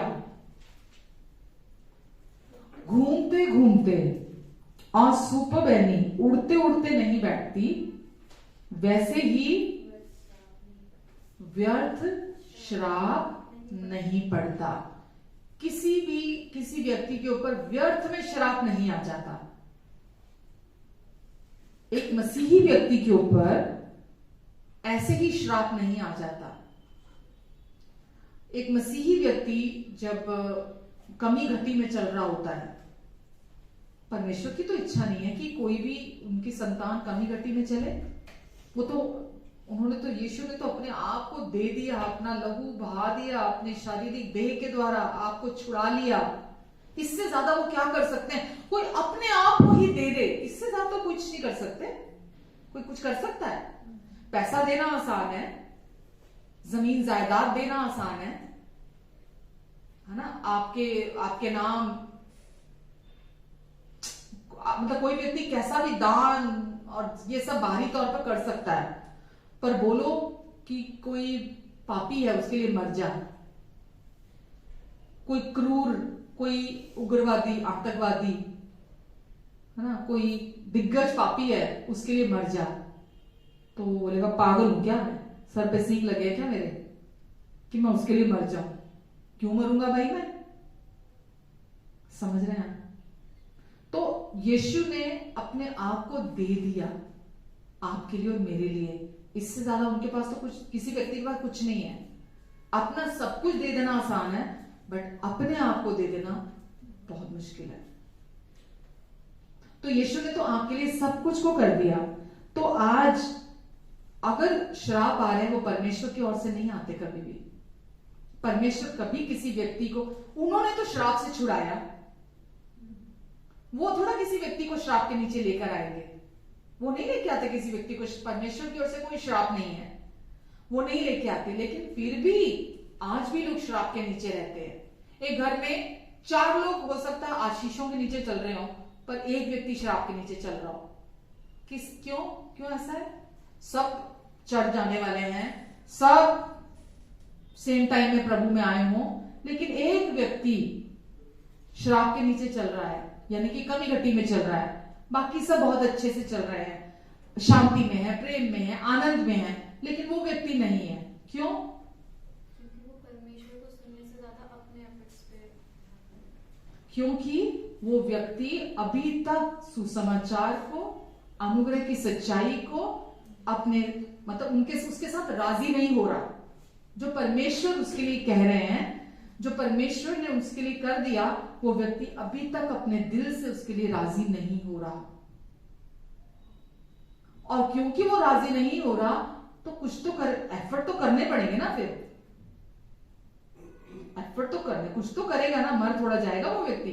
तो अपनी कोशिशें करके वो प्राप्त करने की और या कुछ घटने की पूरी प्लानिंग बनाता है कि मैं अपने जीवन में कुछ कर लूं। तो परमेश्वर चाहते हैं इसीलिए कि हम अपनी आइडेंटिटी को, अपनी पहचान को जाने कि मसीह में अब हम कौन हैं, हम क्या बना दिए गए हैं, हमें क्या दे दिया गया है, परमेश्वर ने हमें क्या क्या दे दिया है। और उनके वचन के साथ राजी ना होने के कारण दुष्ट इसका पूरा फायदा उठाता है। जब कोई व्यक्ति वैल्यू नहीं करता परमेश्वर के वचन को, वैल्यू नहीं करता अपनी उस नई आइडेंटिटी की, मैं तो कोकुन था और कैटरपिलर था और परमेश्वर ने मुझे उस कोकुन से बाहर निकाला, और मुझे जब बाहर निकाला मुझे एक सुंदर तितली बना दिया, खूबसूरत तितली बना दिया। अब मुझमें कोई कमी घटी नहीं है, कोई दोष नहीं है मुझमें। वो जो बुरा कीड़ा था कोकुन के अंदर, वो कीड़ा खत्म, अब मैं खूबसूरत तितली हूं। तो वो व्यक्ति अपने लिए जानता ही नहीं है कि परमेश्वर ने उससे क्या बना दिया है। तो इस वजह से, क्योंकि उसका फोकस, उसका ध्यान वहां नहीं है, वो सोचता ही नहीं है, वो मनन ही नहीं करता उन बातों के बारे में, तो मन को दुष्ट क्या करता है, फिर अपने लिए इस्तेमाल करने आता है। उस व्यक्ति का ध्यान अपनी गंदगी की तरफ लेकर लाने के लिए आता है। उस व्यक्ति को मिक्सचर की तरफ, व्यवस्था और अनुग्रह, उसकी तरफ लेकर आता है। आप किसी भी चर्च में चले जाइए, आपको दोनों चीजें सुनने को मिलेंगी। परमेश्वर आपसे बहुत प्यार करते हैं, लेकिन परमेश्वर बहुत अच्छे हैं, लेकिन परमेश्वर आपको आशीष देना चाहते हैं, लेकिन, तो ये क्या है, परमेश्वर के प्यार में कोई किंतु परंतु लेकिन नहीं है। परमेश्वर आपसे प्यार करते हैं, फुल स्टॉप। परमेश्वर आपको पसंद करते हैं, फुल स्टॉप। परमेश्वर ने आपको आशीषित कर दिया, फुल स्टॉप। उसमें कोई किंतु परंतु लेकिन नहीं है उसके अंदर। पर जहां, जिस चर्च में आप जो लोग जाते हैं आज, अगर वहां मिक्सचर प्रचार किया जाता है, तो वहां पर कंडीशनल प्यार है, कंडीशनल माफी है, कंडीशनल ब्लेसिंग्स हैं, कंडीशनल रिलेशनशिप है परमेश्वर के साथ, कि परमेश्वर के साथ रिश्ता होगा अगर तुम ये करोगे, राइट। पर परमेश्वर ने अपने दया से हमें अपने असीम महिमा का धन दिया है ना, और हमें अपने साथ हमेशा के लिए एक कर लिया है, और अब हमें कोई भी उनके प्यार से कभी अलग नहीं कर सकता है। पर दुष्ट आता है हमारी अज्ञानता का फायदा उठाने के लिए, और वो क्या करने आता है, अरे तूने पिछली बार बोला था ना कि तू ये नहीं करेगी, तू ये नहीं करेगा, देख फिर तूने किया ना, ये तूने फिर ये गलती की है ना, अब तो देख ये दंड आएगा तेरी लाइफ में, अब ये सही नहीं होगा तेरा काम, तूने किया था ना, तूने ये गलती की, तूने ये गुनाह किया था, अब देख, अब तो तेरे परिवार पर आएगा ये दंड, तेरे परिवार पर दंड आएगा, तेरे बहन भाइयों पर ये दंड आएगा, तेरे माँ बाप पर ये दंड आएगा, तेरे बच्चों पर ये दंड आएगा, उनको सजा मिलेगी क्योंकि तूने ये गलती की थी, तूने ये किया था। तो दुष्ट आता है आपको ये बहकाने के लिए।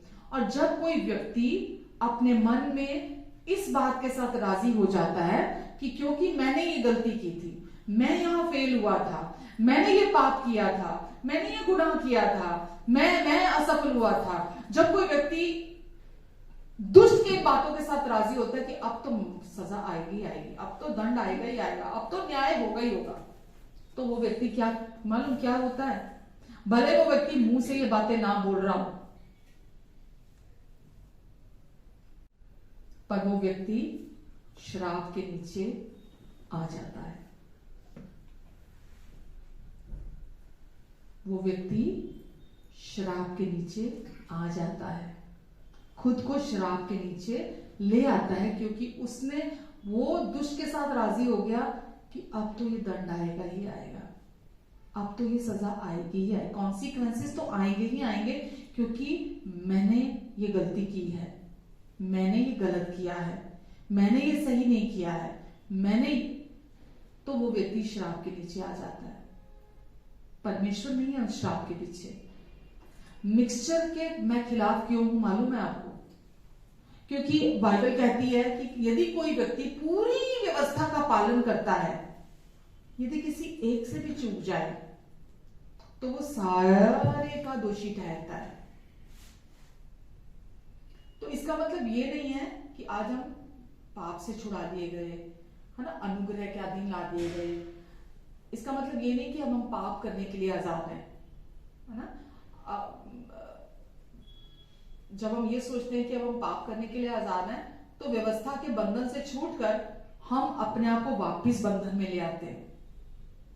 जब हम अपने आप को ये सोचते हैं तो मैं कुछ भी कर सकता हूं, तो परमेश्वर ये नहीं कह रहे, कहते यीशु मसीह ने आजादी की, आजाद बने रहने के लिए तुम्हें आजाद किया है, उसी में बने रहो, उसी आजादी में।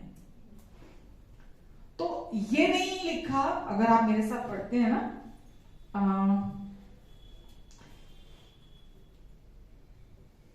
गलातियों 3:13 में लिखा है,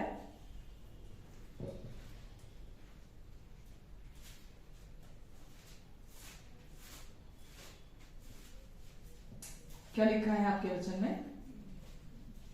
गलातियों 3:13,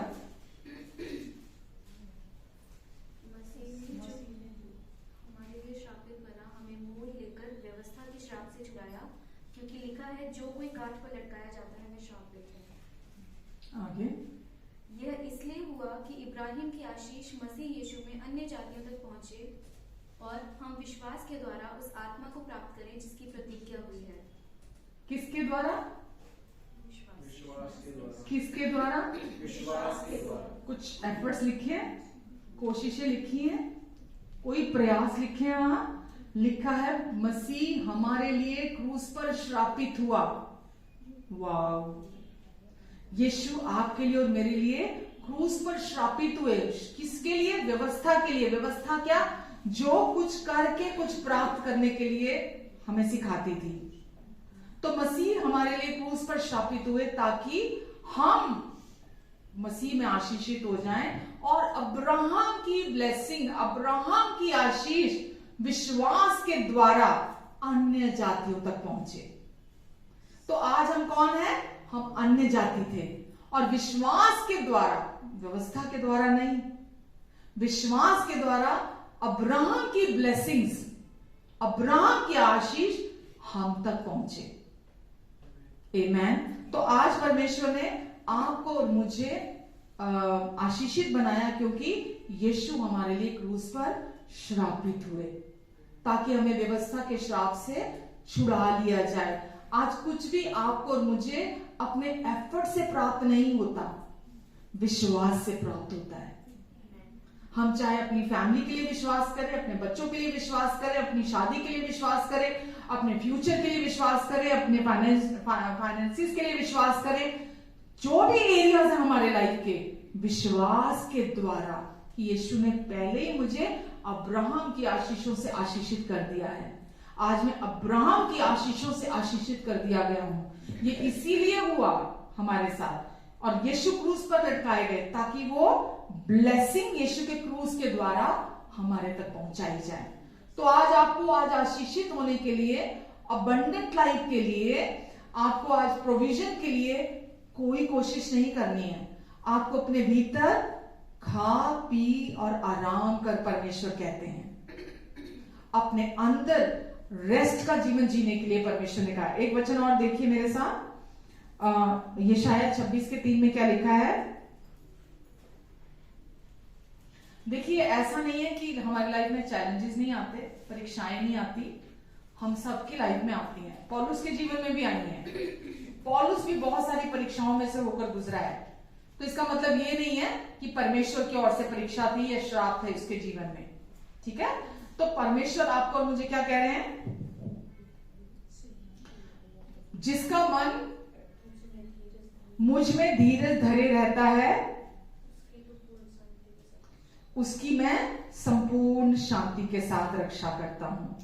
आमेन। जिसका मन प्रभु में धीरज धरे रहता है, वचन कहता है, मैं उसकी संपूर्ण शांति से रक्षा करता हूं। तो परमेश्वर यहां बात कर रहे हैं आपके मन की, आपकी इमेजिनेशन की, आपके कल्पना शक्ति की, जहां आप चीजों को इमेजिन करते हैं, जहां आप चीजों को कल्पना करते हैं। परमेश्वर कहते हैं जिसकी कल्पनाएं मुझ में धीरज धरे रहती हैं, मेरी सच्चाई में धीरज धरे रहती हैं, जिसकी इमेजिनेशन मेरी सच्चाई में धीरज धरे रहती हैं, उसकी मैं संपूर्ण शांति से रक्षा करता हूं। आमेन। उसकी मैं संपूर्ण शांति से रक्षा करता हूं। तो परमेश्वर क्या बोलते हैं? ऐसा तो है नहीं कि विचार नहीं आएंगे, ऐसा तो है नहीं ना, विचार तो आएंगे, लेकिन परमेश्वर कहते हैं उनको डेरा मत डालने दो वहां पर। उन विचारों को जो आते हैं उनको डेरा नहीं डालने देना वहां पर। जो फिक्र के, चिंता के, दोष के, गलानी के, जो डर के जो विचार आते हैं उनको वहां डेरा नहीं डालने देना आपको। उनका पोस्टमार्टम नहीं करना आपने। बहुत लोगों को पोस्टमार्टम करने की आदत होती है, बड़ा पसंद होता है। जब वो विचार आते हैं पोस्टमार्टम पूरा करके छोड़ते हैं उसका, ये ऐसे हुआ, वैसे हुआ, ऐसा होना चाहिए था, वैसा ये क्यों हुआ, वो क्यों हुआ, ऐसे क्यों हुआ, वैसे पूरा उसका पोस्टमार्टम कर डालते हैं। परमेश्वर बोलते हैं उसको डेरा नहीं डालने देना, उसको वहां बने नहीं रहने देना। किसको विचार नहीं आते हैं? क्या मैं उससे अछूती हूं जो आपको सिखा रही हूं मैं? हम सबको आते हैं, हम सबके ऊपर हावी होते हैं वो विचार आके। लेकिन परमेश्वर का प्रॉमिस क्या कहता है? जिसका मन मुझ में, जिसकी कल्पना शक्ति, जिसकी इमेजिनेशन मुझ में धीरज धरे रहती है, उसकी मैं संपूर्ण शांति से रक्षा करता हूं। उस व्यक्ति के जीवन में वो व्यक्ति कभी भी श्राप के नीचे नहीं आता। श्राप यूं ही नहीं आन पड़ता कभी किसी व्यक्ति पर। जब व्यक्ति अपने कल्पना शक्ति को खुला छोड़ देता है और दुष्ट का ग्राउंड बना देता है उसको, तो दुष्ट का काम क्या है? वो तो चाहता ही यही है, चोर आता है चोरी करने, घात करने, हत्या करने, वो तो इसी इरादे से आता है। लेकिन परमेश्वर का वचन कहता है मैं आया हूं जीवन देने, जीवन बहुतायत का जीवन देने के लिए। आमेन, हालेलुया। तो गलत विश्वास की वजह से दुष्ट हमारे जीवन में आता है। जब आप फेल हो जाते हैं उसका विरोध करने से, वो अपना काम करने में सफल हो जाता है। आमेन। मैंने पहले बीते हफ्तों में भी बोला, शैतान आता है हमेशा सजेशंस के साथ। वो कैसे आता है? सजेशंस के साथ, सुझाव लेकर आता है, आपको बड़ा सारा मटेरियल देता है। देखिए ऐसे भी तो हो सकता था, देख ये ऐसे भी तो हो सकता था, देख वो ऐसे भी तो बोल सकता था, देख उसने ऐसा क्यों किया, देख उसने ये तो गलत किया। वो हमेशा सुझाव लेकर आता है। लेकिन अगर आप परमेश्वर के वचन की सच्चाई को पकड़ कर रखते हैं और आप कहते कि नहीं, मैं नहीं सोचूंगी इन बातों के बारे में, जो कुछ भी हुआ है मैं नहीं सोचूंगी, परमेश्वर प्रभु यीशु मसीह आप मेरे लिए क्रूस पर शापित हुए ताकि मैं आप में आशीषित हो जाऊं, और आज मैं अब्राहम की आशीषों से आशीषित की गई हूं। आज मैं ब्लेस्ड हूं। सारी बातें मिलकर मेरे लिए भलाई को ही उत्पन्न करेंगी। आप उनको वहां डेरा नहीं डालने, क्योंकि दुष्ट आएगा ना, आप बहुत सारा कूड़ा इकट्ठा कर लिया अपने अंदर उस व्यक्ति के खिलाफ, है? उसने जो भी गलती की है उसके खिलाफ अपने अंदर ढेर इकट्ठा कर ले आप। वो व्यक्ति मालूम सिर्फ एक हथियार है, एक टूल है। बाइबल कहती है हमारी लड़ाई शरीर और लहू से नहीं है, हमारी लड़ाई शरीर और लहू से नहीं है। वो आपकी सास नहीं है जिम्मेदार, आपकी बहू जिम्मेदार नहीं है, क्योंकि आपकी लड़ाई शरीर और लहू से नहीं है। आपका बेटा, आपका पति, आपकी पत्नी, आना आपका कोई भाई बहन, आपका कोई बच्चा, किसी से आपकी लड़ाई नहीं है, किसी से नहीं। जिस दिन आपको ये समझ में आ जाएगा ना कि किसी से भी आपकी लड़ाई नहीं है, तो दुष्ट को कोई मजा नहीं आएगा आपकी लाइफ में काम करने से। वो रहेगा ही नहीं वहां, वो चला जाएगा वहां से, क्योंकि आपको ये इसका रेवलेशन मिल गया, आपको इसका प्रकाशन मिल गया कि किसी से आपकी लड़ाई नहीं है। आपको लगता रहता है कैसे निपटूं, इस व्यक्ति को कैसे बदलूं, इसको मैं क्या कर दूं, ये अभी भी नहीं बदल रहा, ये अभी भी ऐसे क्यों कर रहा है, ये अभी भी ऐसे क्यों कर रहा है। दुष्ट उसके द्वारा अपना काम कर रहा है ताकि आप कोई तो चारा ले लें अपने अंदर, चिंता का ले लें, दोष का ले लें, डर का ले लें, किसी भी तरह का आप अपने अंदर ले लें, तो वो आपके अंदर काम करना चाहता है। समझ रहे आप। लेकिन हम आपको और मुझे पता होना चाहिए कि परमेश्वर की ओर से ये बातें नहीं है। परमेश्वर नहीं चाहते, ना तो चाहते हैं कि आप खुद पर दोष लगाएं, ना किसी को दोषी माने। परमेश्वर ने आपको हर दोष से आजाद कर दिया है। अब आप उनकी दृष्टि में निर्दोष, निष्पाप, निष्कलंक है। जब तक आप खुद को प्यार नहीं करेंगे, जब तक अपनी खुद की आइडेंटिटी को एक्सेप्ट नहीं करेंगे, जब तक आप उसके साथ राजी नहीं होंगे, तब तक वो जीवन बाहर नहीं आएगा जो अंदर आपके जीवन है। आप समझ रहे हैं। तो सबसे पहले तो आप जानिए मैं कौन हूं। अरे मैं तो परमेश्वर की बहुत प्यारी बेटी हूं, मैं एक्सक्लूसिव, यूनिक हूं। यीशु ने मेरे लिए सब दुख सहा है, यीशु मेरे साथ है, वो मेरे लिए हैं, वो मेरी और है, वो मेरे अंदर रह रहे हैं। जो मुझ में रहता है वो बड़ा है उससे जो इस संसार में रहता है।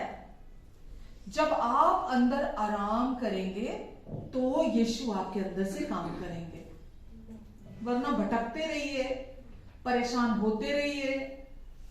शैतान का काम है धक्के खाएं लोग, कोर्ट कचहरियों में जाएं, है ना, अशांति का जीवन जिए, तनाव का जीवन जिए, है ना, गलत फैसले ले अपनी जिंदगी में ताकि गलत उनके जीवन में नतीजे आए।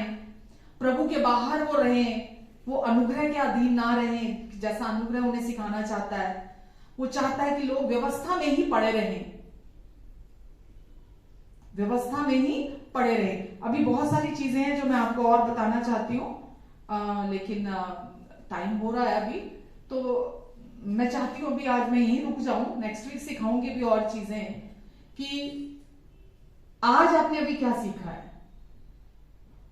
परमेश्वर की सच्चाई में रहकर खाना पीना आराम, क्योंकि हमें पता है यीशु ने सब कुछ को पूरा कर दिया। प्रतिदिन बहुत सारे विचार आएंगे, आपकी इमेजिनेशन यहां वहां भागने की, दुष्ट इस्तेमाल करने की कोशिश करेगा आपकी कल्पना शक्ति को, कि ये तो सोच ले, वो तो सोच ले, ये चिंता कर, वो चिंता कर, ये कैसे होगा, वो कैसे होगा। बहुत सारी चीजें आएंगी, मतलब मैं गिनवा भी नहीं सकती, इतनी चीजें, नेगेटिव चीजें आती हैं। बट आपको परमेश्वर कह रहे हैं कि अंदर से रेस्ट में रहे। सबसे जरूरी है सच्ची आजादी, भीतर की आजादी है। अगर कोई व्यक्ति अंदर आजाद नहीं हुआ, जैसे वो कैटरपिलर कोकून से अगर आजाद नहीं हुई, तो वो तितली बनकर कभी नहीं उड़ सकती। तो सच्ची आजादी अंदर की आजादी है। और अंदर की आजादी क्या कहती है, कैसे मिली है? यीशु ने अपनी शारीरिक देह के द्वारा हमें पाप और मृत्यु से छुड़ा लिया है, हमें व्यवस्था के श्राप से छुड़ा लिया है, और हमें ताकि हम विश्वास के द्वारा अब्राहम की ब्लेसिंग्स से ब्लेस हो जाएं। हम प्रतिदिन प्रेम, आनंद और शांति का जीवन जिए। हालेलुया। हम अबंडेंट लाइफ को जिए प्रतिदिन। दुष्ट का काम है किसी एक समस्या पर आपका फोकस बनाकर रखना, कुछ ना कुछ ऐसा क्रिएट करना ताकि आपका अटेंशन, आपका फोकस उस चीज पर बना रहे और आप उसी को देखते रहें, उसी के बारे में सोचते रहें। क्योंकि जिस चीज को आप टकटकी लगाकर देखते हैं ना, मैंने पहले भी बोला था, बहुत ध्यान से देखते हैं, वो फोटो आपके अंदर छपती है। जब वो फोटो आपके अंदर छपती है, आप फिर वो अंदर आपके अंदर घूमनी शुरू हो जाती है वो नकारात्मकता, और आप उन विचारों में चले जाते हैं जो आपको श्राप के नीचे ले आते हैं। जब तक आप पूरी तरह वचन को नहीं समझते होंगे, यीशु ने क्रूस पर आपके लिए क्या कर दिया, एक विश्वासी भी श्राप के नीचे आ सकता है। परमेश्वर की ओर से नहीं, वो वहां से तो वो आजाद कर दिया गया है। खुद अपने आप को श्राप के नीचे लेकर आता है इंसान। श्राप नहीं आ पड़ता ऐसे, व्यक्ति खुद को श्राप के नीचे ले जाता है। वरना आज मसीह की देह कितनी फ्लरिश करनी चाहिए। आज चर्चिस भरी तो हुई हैं, पर उनमें बहुत सारे लोग आज भी ऐसे हैं जो बीमार हैं, सालों से कमी घटी में चल रहे हैं, दुखों में हैं, आंसू अभी तक नहीं खत्म हुए, परेशान है, मन से डर है, व्याकुल है अंदर से, क्योंकि दुष्ट की बातों पर विश्वास कर रहे हैं, दुष्ट के झूठ पर विश्वास कर रहे हैं। अभी तक मन का नवीनीकरण नहीं हुआ है, अभी तक मिक्सचर पर अपना मन लगाकर बैठे हुए हैं। आज मैं विश्वास करती हूँ जो ये आज आपने तितली की कहानी सुनी है, उसकी सच्चाई, इसकी पिक्चर आप अपने मन में पेंट कर रखेंगे, इस पर अपना फोकस लगाकर, इसको टकटकी लगाकर सोचेंगे कि वो जीवन मेरा पुराना खत्म हो गया है, अब ये आत्मिक प्रतिभा है। आप अपना नाम लेकर बोले, मेरे अंदर यीशु रहते हैं, मैं यीशु के अंदर रहती हूं। असली प्रतिभा यीशु के अंदर रहती है और उसको चिंता करने की जरूरत नहीं है, उसको डरने की जरूरत नहीं है, उसको अपनी फिक्र करने की जरूरत नहीं है। एलिया की फिक्र एलिया ने नहीं की थी, परमेश्वर ने उसके लिए पहले ही प्रोविजन रखा था।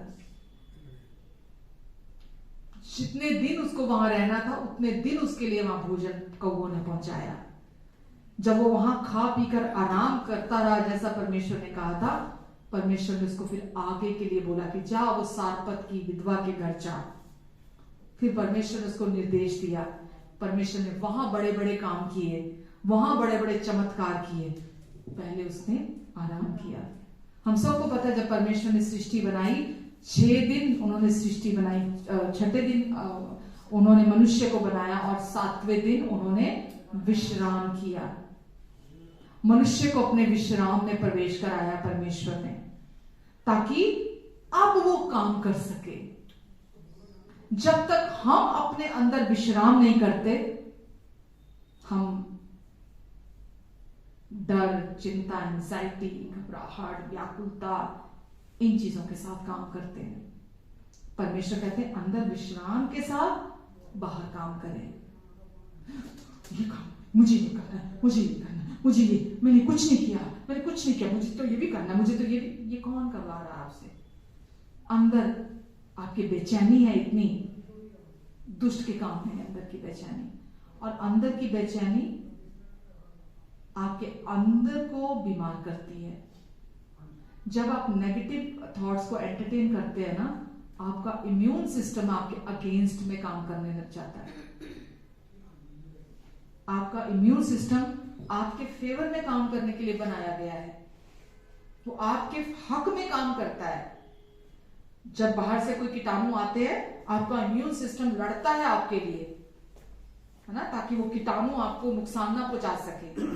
तो वो आपका इम्यून सिस्टम आपके फेवर में काम करता है। लेकिन जब आप नेगेटिव चीजों को अपने अंदर भरना शुरू कर देते हैं, दुष्ट के झूठ को अपने अंदर भरना शुरू कर देते हैं, या आप अपने आप को अभी भी वो पुरानी सृष्टि समझते रहते हैं, अभी भी आप उससे आजाद नहीं हुए हैं, अभी भी आप संघर्ष कर रहे हैं जीवन में, तो वो चीजें चिंता, डर, व्याकुलता, बेचैनी को लेकर आती हैं, उसमें आप बने रहते हैं। आपका इम्यून सिस्टम आपके अगेंस्ट में काम करना शुरू कर देता है। इसमें कोई शैतान काम नहीं कर रहा, इसमें कोई शैतान अब काम नहीं कर रहा। अब आपकी बॉडी ऐसी ही डिजाइन की गई है कि आपका इम्यून सिस्टम आपके अगेंस्ट काम करने लग गया। और जब किसी व्यक्ति का इम्यून सिस्टम ही उसके अगेंस्ट में काम करने लग जाता है, फिर तो एक बीमारी, दूसरी बीमारी, तीसरी बीमारी, चौथी बीमारी, मैं डराने के लिए नहीं बोल रही आपको ये, बट ये ऐसे ही है चीजें। दुष्ट यही चाहता है। चोर आता है चोरी करने। क्या चोरी करने?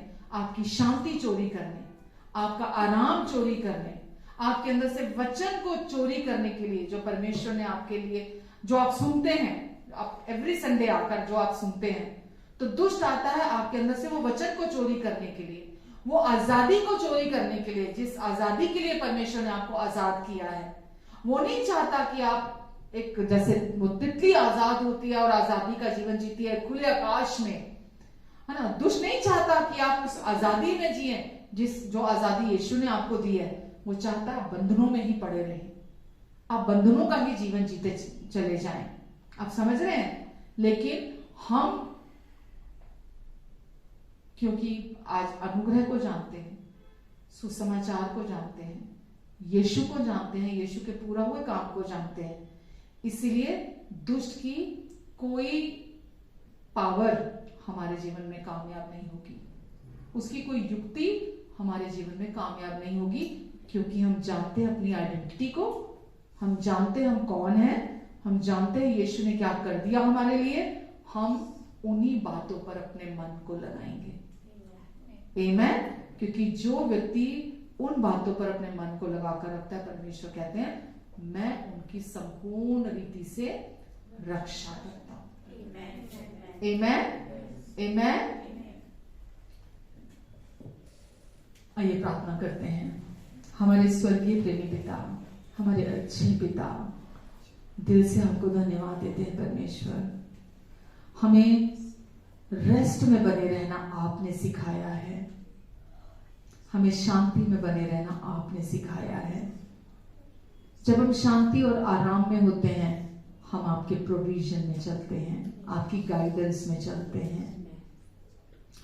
धन्यवाद देते हैं परमेश्वर। बाहर चीजें होती हैं ताकि हम अंदर की शांति को गवा दें, आराम को गवा दें, लेकिन यीशु आप हमें वचन में सिखाते हैं कि उसके विश्राम में प्रवेश करने का यत्न करो।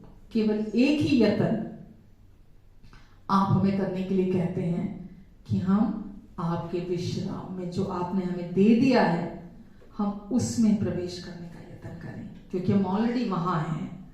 दुष्ट हमें वहां से निकालना चाहता है, पर हम ऑलरेडी वहां हैं, हम वहीं बने रहें।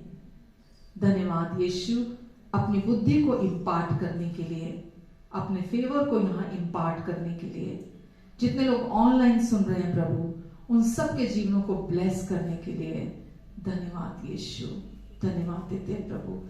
सारी महिमा हम प्रभु यीशु मसीह आपको देते हैं, और आज के वचन के लिए दिल की गहराई से हम आपको धन्यवाद देते हैं।